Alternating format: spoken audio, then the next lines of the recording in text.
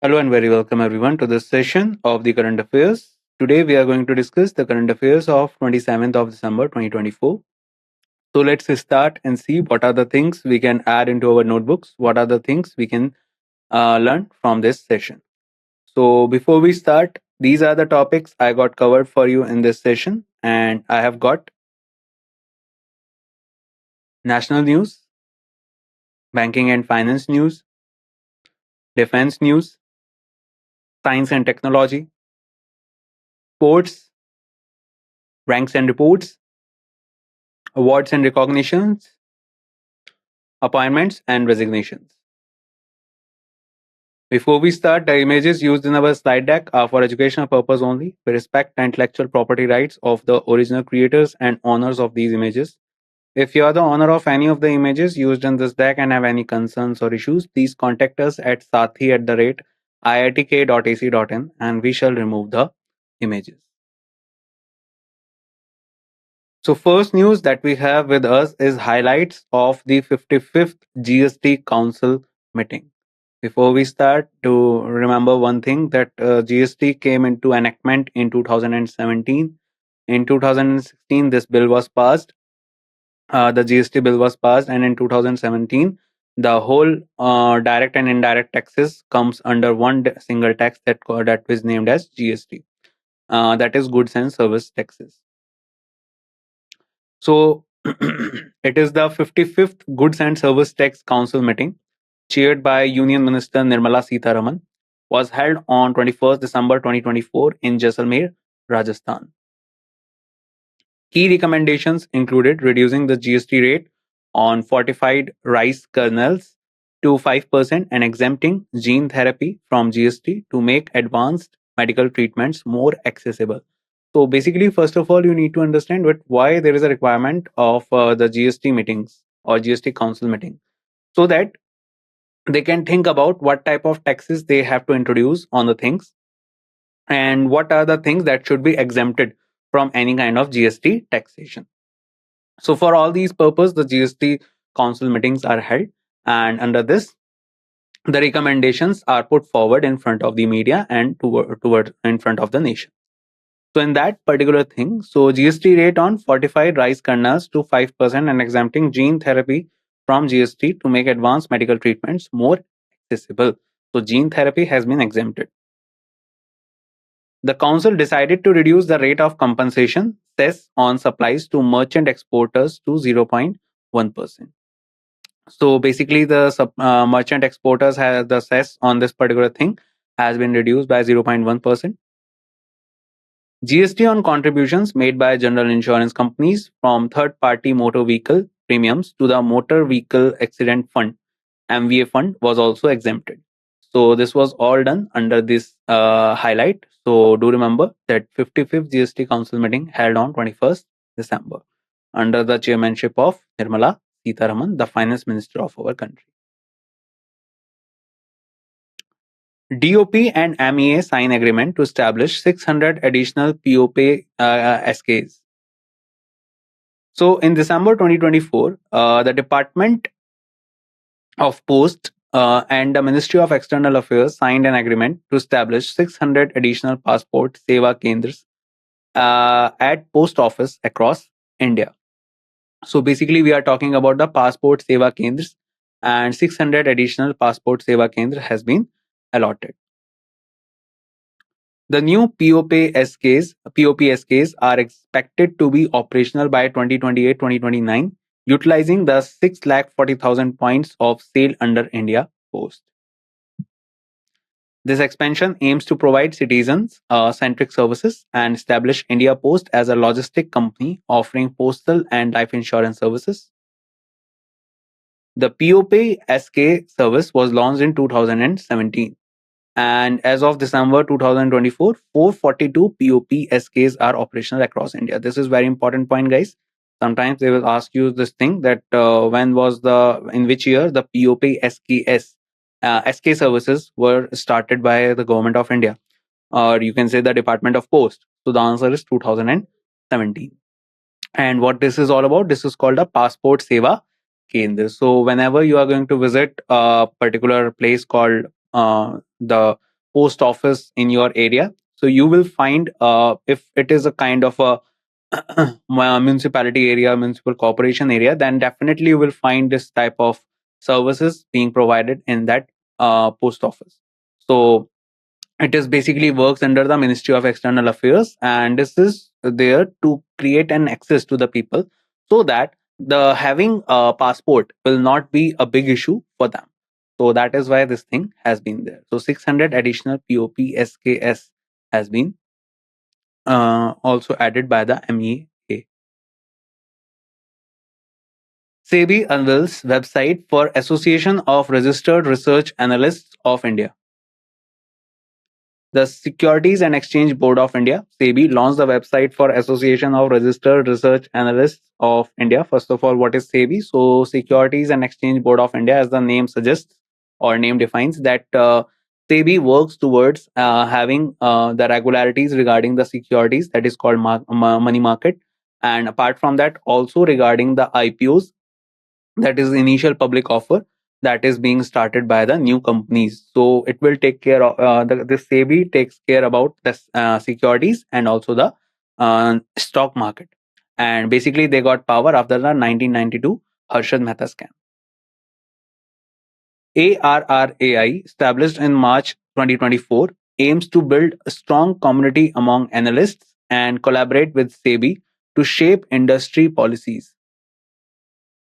The platform promotes ethical standards and best practices in research to boost investor trust. The website was inaugurated by Kamlesh Chandra Varsne and Jeevan Sonparot from SEBI. So, do remember that they have created a new website for the Association of Registered Research Analysts of India. Udupi Cochin Shipyard Limited launches inaugural vessel of 63800 TDW general cargo vessels built for Wilson ASA. So, Udupi Cochin Shipyard Limited launched the inaugural vessel of the series of 63800 TDW general cargo vessels being built for Wilson ASA, Norway. The vessel was launched by the Martin Amdal Botham, Minister Counselor of the Royal Norwegian Embassy, along with Inar Tornes, Wilson ASA CFO, and Madhu S. Nair, Chairman and MD of CSL. The vessel has a total length of 89.43 meters, a width of 13.20 meters, and a design draft of 4.30 meters, with a propulsion power of 750 kilowatts. The launch underscores the CSL Group commitment to the Atmanirbhar Bharat initiative and the Make in India and Make for the World programs. So, do remember that Udupi Cochin Shipyard Limited launched the inaugural vessel of the series of 63800 TDW general cargo vessel being built for Wilson ASA, Norway. Norway, you can find this particular country in the northern Europe, and basically it is a part of the Scandinavian peninsula. And if we talk about Norway, so the adjacent country that you can find with besides Norway is Sweden, and capital is Oslo. And do remember that this vessel is being built for Norway. So do remember which particular shipyard has built it. So it is built by Udupi Cochin Shipyard Limited. SEBI deferred ESG disclosure deadline under BRSR framework for 1 year to financial year 26. So Securities and Exchange Board of India, another news regarding them, has postponed the environmental, social, and governance disclosure deadline for value chain partners of listed companies to financial year 26. This decision was made during the SEBI 208th board meeting in Mumbai, Maharashtra, to promote ease of doing business. The scope of value chain disclosures has been reduced to cover the top upstream and downstream partners, accounting for 2% or more of the listed entities' purchases and sales. SEBI introduced a new leadership indicator in Principle 6 of BRSR and replaced the word assurance with assessment or assurance in related regulations. So do remember that SEBI has deferred the ESG disclosure deadline under the BRSR framework by 1 year to financial year 26. RBI imposed rupees 47.30 lakh penalty on IndusInd Bank and Manapuram Finance for non-compliance. So first of all, you need to understand that the imposition of penalty does not mean that the bank is bankrupt or something. It is just a thing that the bank is not complying with some of the regulations that has been set by the RBI. RBI is the central authority of banking in our country, and if we talk about RBI, so RBI basically works under the 1949 Regulating Act of RBI, and RBI was established basically in 1934. So in December 2024, the Reserve Bank of India (RBI) imposed the monetary penalty of rupees 47.30 lakh on IndusInd Bank Limited and Manapuram Finance Limited for non-compliance with certain provisions. IndusInd Bank was fined rupees 27.3 lakh for non-compliance with the RBI Directions 2016. Manapuram Finance was fined rupees 20 lakh for failing to verify customers' PAN and assigning multiple identification codes instead of a unique customer identification code. The penalties were imposed after statutory inspections and reviews of the company's responses and submissions. So do remember that RBI has imposed a rupees 47.30 lakh penalty on IndusInd Bank and Manapuram Finance for non-compliance. RBI lifts business restrictions on ECL Finance and Edelweiss ARC. In December 2024, the RBI lifted the business restrictions on ESL Finance Limited and Edelweiss Asset Reconstruction Company Limited. The restrictions were initially imposed in May 2024 due to concerns regarding their operations. ECL Finance was directed to cease structured transactions in wholesale exposures, while Edelweiss ARC was prohibited from acquiring financial assets and restructuring security receipts. The company successfully addressed the central bank's concern, leading to a lifting of restrictions. So basically, one thing that you can understand from all these things, it is not a very important news in terms of your exam, but one thing that you can understand that RBI is the authority in our country. Without the assent of the RBI, any financial company cannot do anything. And if RBI founds anything that is not appropriate with respect to the regulations or the things of the RBI, then according to that, the RBI can particularly lift or put restrictions on any company. So do remember that. So recently they have uplifted the restrictions on ECL Finance and Edelweiss ARC. GSV and IN signed MOU to enhance logistics, education, and research. So in December 2024, Gati Shakti Vishwavidyalaya and the Indian Navy signed a memorandum of understanding to enhance education, research, and training in logistics related fields. First of all, if we talk about the Gati Shakti Vishwavidyalaya, so it is a kind of a program started by the government of India in terms of the research and education things, and that will help certain organizations in terms of research, training, and other things. The agreement was signed by Vice Admiral Deepak Kapoor and Professor Manoj Chaudhary, aiming to improve the IN's logistical capabilities. MOU includes sharing expertise in areas like artificial intelligence, predictive analytics, and blockchain technology. This collaboration supports national initiatives such as the Pradhan Mantri Gati Shakti National Master Plan and National Logistics Policy.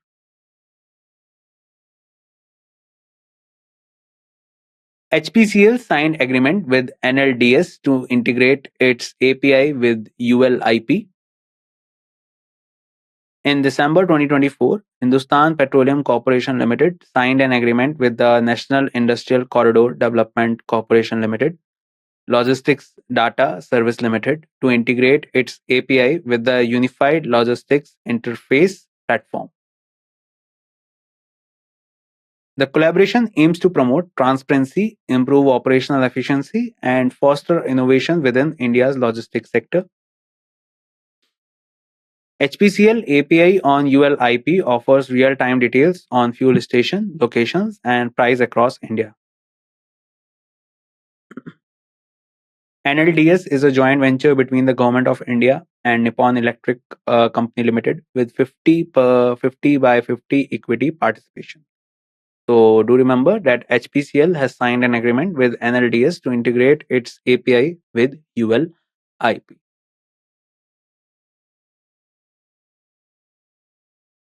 ISRO and ESA signed agreement for human space exploration and research activities. So recently, if we talk about the European Space Agency, so ISRO has collaborated with them to launch the Proba 3 mission, if you remember. That is also a mission related to the research of the outermost layer of sun that is called corona by creating an artificial solar eclipse in the space. So that was recently launched by ISRO, and now they have signed an agreement for human space exploration and research activities. So in December 2024, the ISRO and the European Space Agency signed an agreement to collaborate on astronaut training, mission implementation, and research experiments in space.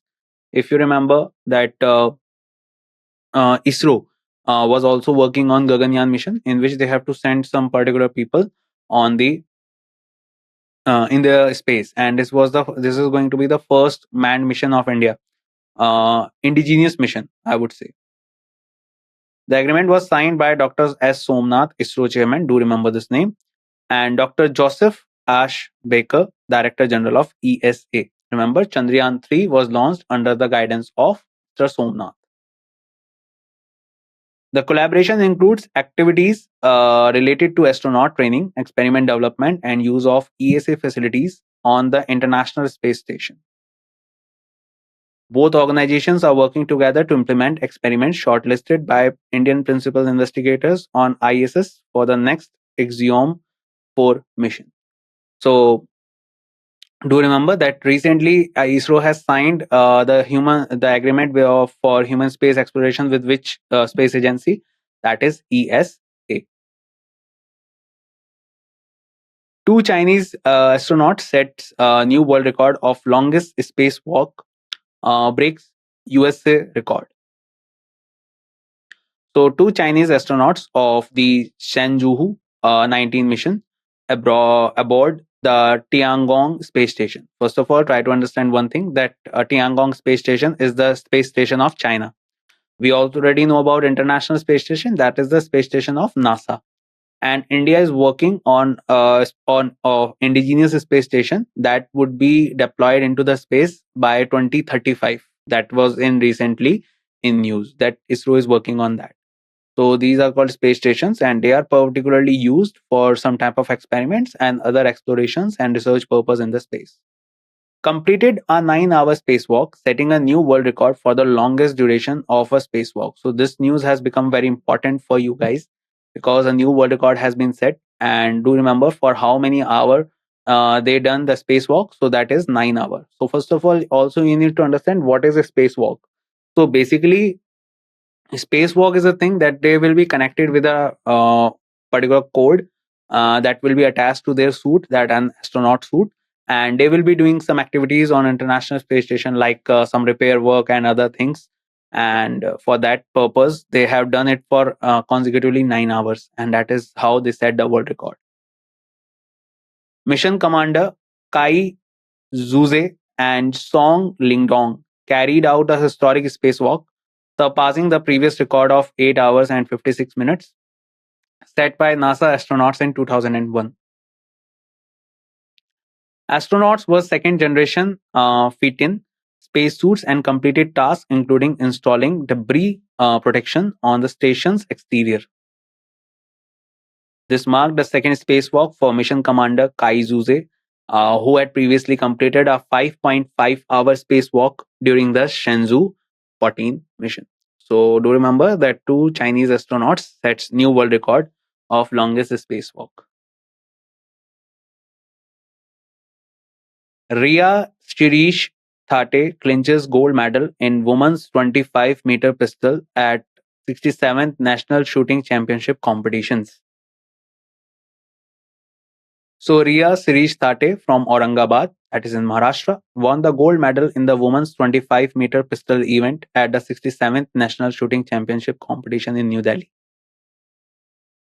She defeated Simranpreet Kaur Brar of Punjab 7-2 in a shoot off after they tied at 31 hits in the 8 series. Rahi Sarnobat, a former Asian Games champion and Olympian, finished third with 25 hits. Do you remember that last Asian Games were held in 2023 and that were held in Hangzhou, and that is in China. Simranpreet also won the junior women's title, defeating Payal of Haryana in the shoot-off. Do remember one more thing, that the next Asian Games are going to be held next year, and particularly they will be held in Japan. So for now, do remember that Ria Sirish Thate clinches gold medal in the women's 25-meter pistol at 67th National Shooting Championship competition. Women's Hockey Junior Asia Cup 2024, India won the trophy by defeating China. So India won the 2024 Women's Hockey Junior Asia Cup by defeating China in a penalty shootout in the final, securing the title for the second consecutive time. So basically, they have defended their own title. The event was held from 7 December to 15 December at the Hockey Oman Stadium in Muscat, Oman. The Indian team was led by Jyoti Singh, with Sakshi Rana serving as the vice captain. Do you remember who was the captain? Jyoti Singh. The victory also served as a qualifier for the FIH Women's Hockey Junior World Cup 2025 in Chile. Chile basically is a country in South America, and capital is Santiago, with the top 5 teams earning their spots. Do remember that this is the Junior Asia Cup. Okay. And if we talk about the Asia Cup, the Women's Asia Cup in hockey, that is not a Junior Asia Cup, that is normal Asia Cup. So that was holded recently in Bihar. And in which particular city? That is in Rajgir. So do remember that also. Union Minister Bhupendra Yadav releases India State of Forest Report 2023. So on December 21st, 2024, Union Minister Bhupendra Yadav released the 18th edition of the India State of Forest Report, ISFR, at the Forest Research Institute in Dehradun, Uttarakhand. The report states that India's total forest and tree cover in 2023 is 8,27,357 square kilometers, which is around 25% of the geographical area of India, marking an increase of 1445 square kilometer from 2021. So this is very important, and do remember that this report becomes very important with in terms of your exam. So whatever exam you are taking, doesn't matter, do try to read out all the things related to this report. Okay, because the things that are covered in this report will be asked directly in your exams, and this will be a simple number that you will be getting by just reading out the whole report. So one point that I have covered is that the total forest and tree cover in 2023 is 8,27,357 square kilometer, which is around 25% of the geographical area of India. Okay, so do remember that, and marking an increase of the 1445 square kilometer. Madhya Pradesh has the highest forest cover. Do remember this point, followed by Arunachal Pradesh and Chhattisgarh. Forest Survey of India was established in 1981 and is headquartered in Dehradun, Uttarakhand. I hope you have heard about the FRI, that is Forest Research Institute. So that is basically in Uttarakhand, just beside the IMA, that is Indian Military Academy. So do remember that also, and do remember that the 2023 ISFR report has been published, and Madhya Pradesh has the highest forest cover. Total 25% of India's total area is covered under the forest, and if we talk about, this report is published by the Forest Survey of India under the leadership of FRI. Tansen Samaro 2024, Pandit Swapan Chaudhary honored Rashtriya Tansen Samman Sanan Nyas with Mansingh Tomar Award. The 100th edition of Tansen Sangeet Samaro was held from 15 December to 19 December 2024 in Gwalior, Madhya Pradesh. Tabla player Padam Shri Pandit Swapan Chaudhary was honored with the Rashtriya Tansen Samman 2023. Indore Sananand Nyas Institution received the Raja Mansingh Tomar Samman 2023 for their contribution to Indian classical music and cultural preservation. The award were presented by Dharmendra Singh, the Cultural Minister of Madhya Pradesh. So do remember that recently Tansen Samharo 2024, Pandit Swapan Chaudhary honored with the Rashtriya Tansen Samman Sanand Nyas with Mansingh Tomar Award.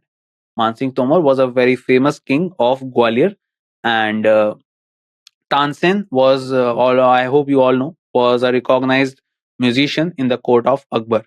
And Pandit Swapan Chaudhary was honored with the Rashtriya Tansen Samman. Union Minister Ashwini Vaishnav conferred 69th Ati Visisht Rail Seva Puruskar to 101 railway officials. In December 2024, Union Minister Ashwini Vaishnav conferred the 69th Ati Visisht Rail Seva Puruskar to 101 railway officials and 22 shields to the best performing railway zones. The theme of this year's ceremony was Main Hoon Bhartiya Rail, symbolizing pride and dedication to the Indian Railways. The award recognized outstanding performance in innovation, bravery, revenue generation, operational excellence, and sports achievements. The Indian Railway has set a target of achieving 100% electrification by 2025. So do remember that Ashwini Vaishnav conferred the 69th Ati Visisht Rail Seva Puruskar 2024 to 101 railway officials. Former Supreme Court Judge Madan Lukur appointed as chairperson of UNIJC, that is United Nations International Judge Council. So let's read what it tells us. So former Supreme Court Judge of India, Justice Madan B. Lukur, has been appointed as the chairperson of United Nations Internal Justice Council. Sorry, it is Internal Justice Council from 19 December 2024 to 12th of November 2028. Justice Lokur will head the council, which comprises other distinguished jurists. He has previously served as a judge of the Supreme Court of India and the Chief Justice of the Guwahati and Andhra Pradesh High Courts. Justice Lukur was also the first Indian judge appointed to the Supreme Court of PG.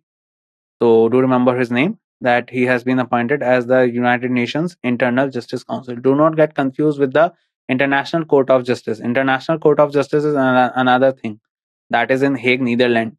Okay. And basically, if we talk about that, so in that also we have some Indian judges, but we are not talking about that. We are talking about the United Nations Internal Justice Council that works towards different type of judgments and other things related to the matters with relation to the international things. President Draupadi Murmu appointed new governors in 5 states: Kerala, Odisha, Bihar, Mizoram, and Manipur.